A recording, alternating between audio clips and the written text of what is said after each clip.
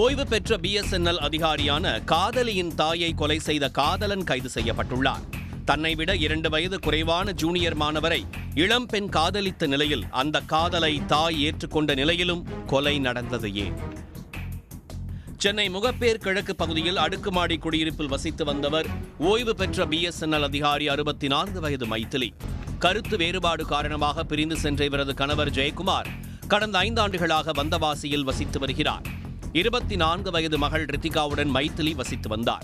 ரித்திகா போரூரில் உள்ள தனியார் நிறுவனத்தில் பணியாற்றி வரும் நிலையில் முகப்பேர் கோல்டன் ஜார்ஜ் நகரைச் சேர்ந்தவரும் தன்னுடன் கல்லூரியில் படித்த ஜூனியர் மாணவருமான 22 வயது ஷியாம் கண்ணனை 3 ஆண்டுகளாக காதலித்து வந்துள்ளார். ஷியாம் கண்ணன் அவ்வப்போது ரித்திகா வீட்டுக்கு சென்று வந்துள்ளார். ஆரம்பத்தில் மகளின் காதலுக்கு எதிர்ப்பு தெரிவித்த மைதிலி பின்னர் ஒத்துக்கொண்டதாக தெரிகிறது. இந்நிலையில் நேற்று வேலைக்கு சென்ற ரித்திகா இரவு கால தாமதமாக வந்ததால் தாய் மைதிலி கண்டித்தார். இதனால் இருவருக்கும் இடையே தகராறு ஏற்பட்ட நிலையில் வீட்டை விட்டு வெளியேறிய ரித்திகா காதலன் ஷியாம் கண்ணனுக்கு போன் செய்து வரவழைத்து அந்த பகுதியில் நின்று பேசிக் கொண்டிருந்துள்ளார். மகளை தேடிச் சென்ற மைதிலி அங்கு ஷியாம் கண்ணனுடன் நின்று பேசிக் கொண்டிருந்த ரித்திகாவை சமாதானப்படுத்தி வீட்டுக்கு அழைத்துள்ளார். அப்போது ஷியாம் கண்ணனும் உடன் வீட்டுக்கு வந்துள்ளார்.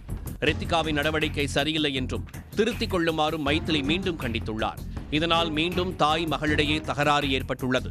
காதலியை திட்டியதால் ஆத்திரமடைந்த ஷியாம் கண்ணன் மைதிலியின் கழுத்தை நெரித்து கொலை செய்துள்ளார். பின்னர் அவரே JJ நகர் காவல்துறையினரை தொடர்பு கொண்டு சரணடைந்தார். ஷியாம் கண்ணனை கைது செய்த போலீசார் இந்த கொலையில் ரித்திகாவிற்கு தொடர்புள்ளதா என விசாரணை நடத்தி வருகின்றனர். காதலியை திட்டியதால் ஆத்திரமடைந்து கொலை செய்தாரா அல்லது கொலைக்கு வேறு ஏதேனும் காரணம் உள்ளதா?